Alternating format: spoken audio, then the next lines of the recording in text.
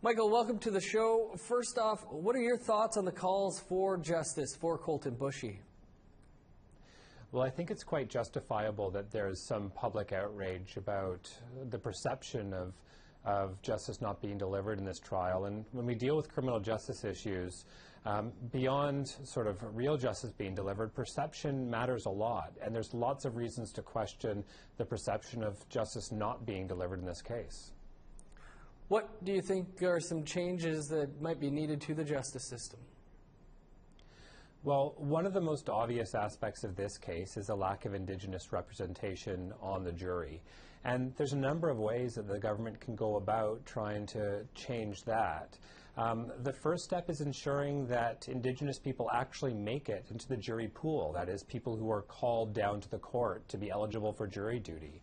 For a long time, we've known that there has been problems with those names missing from the juror rolls, and that is sort of the first systemic barrier that Indigenous people deal with when they're looking to participate in justice by being on a jury. The second way is to actually maybe offer some real compensation to jurors.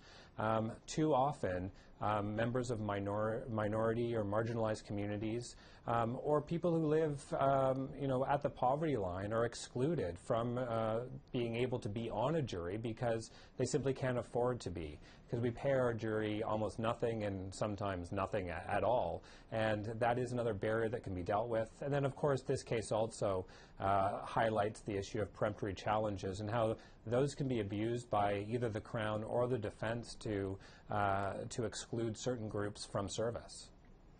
We heard about many of these challenges in the Boushie report from Northern Ontario almost 5 years ago now since that report. So are there any quick fixes to the jury selection process?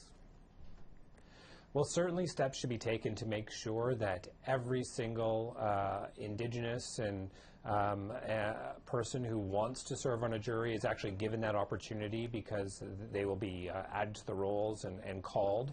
But we can also take other steps. Many provinces have rules that eliminate people with even minor criminal convictions from serving on a jury. And that can disproportionately affect racialized and marginalized groups. We know that, especially when we look at Indigenous members of communities, they're charged and incarcerated and convicted at a disproportionate rate to white members of society. And even a minor conviction may be a barrier to serve on a jury. So certainly there are some easy steps that way that we can take when we look at the jury system. But I think more broadly, we can take some pretty straightforward and simple steps to decouple issues of poverty, of addiction, of mental health, and race from the criminal code by taking a look at mandatory minimum sentences and other sentencing procedures that, again, disproportionately impact racialized and Indigenous members of our community. There's been some criticism towards the Prime Minister Trudeau's support for the family, comments he made, comments the Justice Minister made, some seen as political interference. Is that the way you see it? Well, I think that those tweets do, when read in context, cross the line. There needs to be a distinct separation between what happens in politics and what happens in the court. An independent justice system free from any appearance of political interference is one of the underpinnings of our democracy. But I don't think anyone can disagree with the sentiment of the Prime Minister and Justice Minister's tweets. However, from my perspective, they ring a little hollow. These are the two people who can introduce real legislation to bring about the changes to correct the injustice that they seem to be so worried about. But we haven't seen any action on that front. It was promised a year ago, it was promised in the spring, it was promised in the fall, and it's been promised again, but these promises are starting to ring hollow. Michael Spratt, we'll have to leave it there, but thanks so much for speaking with us about this today. No problem, anytime.